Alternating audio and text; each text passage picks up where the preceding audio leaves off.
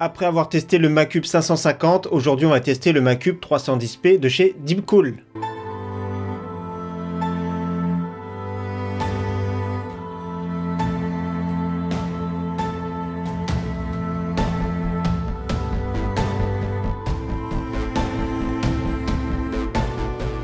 Eh bien salut tout le monde, c'est Flo, j'espère que vous avez la forme. Alors on va tester aujourd'hui un nouveau boîtier, donc une nouveauté de chez Deepcool. Donc ici c'est le 310p en version WH, donc version white. Il est également disponible en version noire. Donc on teste régulièrement des boîtiers Deepcool et des boîtiers en général sur la chaîne. Ça me fait toujours plaisir parce que vraiment, quand on a un bel habillage, ça compte vraiment pour avoir un beau PC.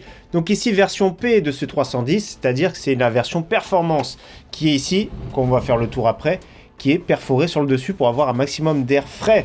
Donc c'est un beau bébé ici, c'est 8,3 kg, vous allez voir, c'est un beau monstre, c'est un boîtier moyenne tour, mais qui fait vraiment le travail. Il y a beaucoup de capacité d'intégration et ça c'est vraiment génial.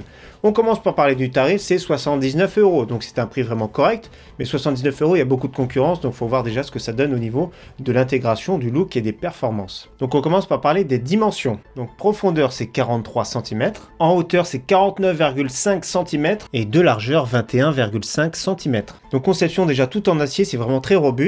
Tout autour ici on voit des grillages d'aération, donc c'est très bien. Donc je vous montre tout de suite la vitre en verre trempé, comme d'habitude il faut faire attention. C'est fragile là, alors ici c'est assez épais, c'est 4 mm d'épaisseur et le gros avantage c'est que c'est aimanté. Il n'y a même pas besoin de vis, regardez, hop, direct, c'est clipsé.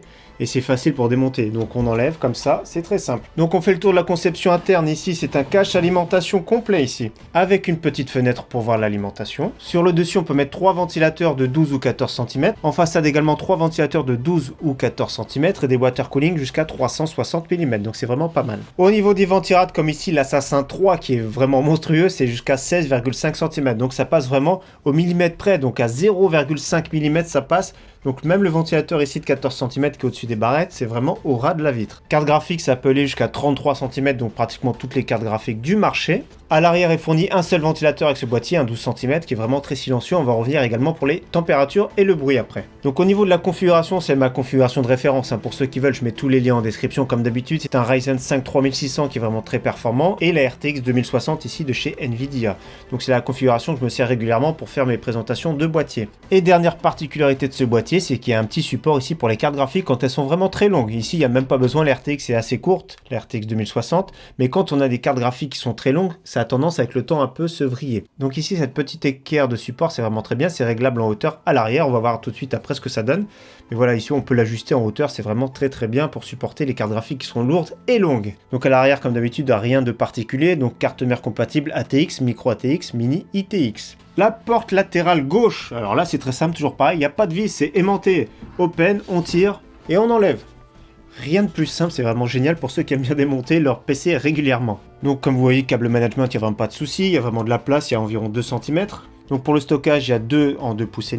Il y a 2 en 3,5 pouces ici, donc largement de quoi faire, surtout que maintenant nos cartes mères, il y a du M.2, donc là on est vraiment tranquille au niveau stockage. Comme je vous ai dit, l'équerre ici, on peut la faire pivoter en haut ou en bas comme ça avec une vis, c'est vraiment très simple, vis à main.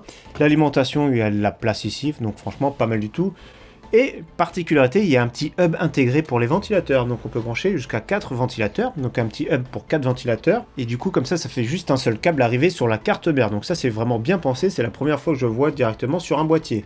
Donc en façade c'est une face pleine en métal, avec le petit logo ici de chez Gamerstorm, donc la branche gamer de chez Deepcool. Donc sur le dessus, le modèle performance est vraiment perforé de tous les côtés. Donc ici on pourra mettre uniquement des ventilateurs par en dessous, pas de water cooling. En façade à ce étage, donc on peut mettre des radiateurs sans problème. Donc ici c'est bien perforé pour laisser échapper un maximum d'air chaud. Power reset, les entrées micro et casque et 2 ports USB 3.0. Donc sur le dessous, 4 pieds avec un patin en caoutchouc ici. La baie de disque dur, on peut également l'avancer ou la reculer si on a un water cooling par exemple qui est assez épais. Et l'alimentation est filtrée sur le dessous, donc là c'est vraiment très bien. Donc maintenant on va parler du bruit, des performances. Alors au niveau du bruit c'est vraiment génial. Donc ici 33 décibels au repos, ce qui est vraiment super silencieux. Et en charge c'est monté à 35 décibels, donc franchement c'est vraiment génial. Ce boîtier est espacé, bonne ventilation, un seul ventilateur. Mais ça suffit parce que le ventirad est vraiment monstrueux et l'RTX fait vraiment pas beaucoup de bruit en charge. Au niveau température, comme d'hab, je fais 2 sessions de 3 démarques pour faire chauffer le tout. Donc ici au niveau du processeur, le Ryzen 5 3600, 48 degrés maximum, c'est vraiment excellent. Donc déjà le ventirad aide beaucoup bien sûr, mais l'espacement dans le boîtier est vraiment très bien également. Carte graphique ici, 73 degrés maximum, donc ce qui est vraiment très bien pour une RTX 2060 et en plus de ça en silence. Donc pour conclure avec ce boîtier déjà, c'est un bon volume, c'est vraiment conséquent, donc c'est vraiment très bien pour ceux qui aiment les boîtiers aérés. Il a un look vraiment super sobre, il a une conception qui est vraiment très robuste, donc c'est vraiment excellent. Celui qui aime bien les boîtiers très sobre, c'est vraiment un boîtier que je vais conseiller fortement. Ceux qui aiment beaucoup le RGB, les éclairages multicolores, c'est vraiment pas un boîtier à conseiller. Autrement, il y a possibilité d'en rajouter bien sûr des ventilateurs pour ceux qui veulent, même si la configuration d'origine suffit largement. Donc pour un prix conseillé à 79 €, je trouve que c'est vraiment pas mal, c'est vraiment super correct. Il y a de quoi se monter des configurations assez grandes, assez espacées. Donc grosse capacité d'intégration que ce soit au niveau des ventilateurs, la taille du ventirad et également de la longueur de la carte graphique. Donc c'est un beau boîtier, assez conséquent et au look vraiment super sobre. Donc je le rappelle, il est également disponible en noir et les versions Macube 310 n'ont pas le dessus qui est perforé. Donc ceux qui préfèrent encore plus de sobriété ou alors encore plus de silence. Personnellement, ça me fait toujours plaisir de tester des boîtiers et de monter des configurations. En tout cas, merci d'avoir suivi cette vidéo. J'espère encore une fois qu'elle vous aura plu et je vous dis à très bientôt. Merci à tous. Ciao, bye.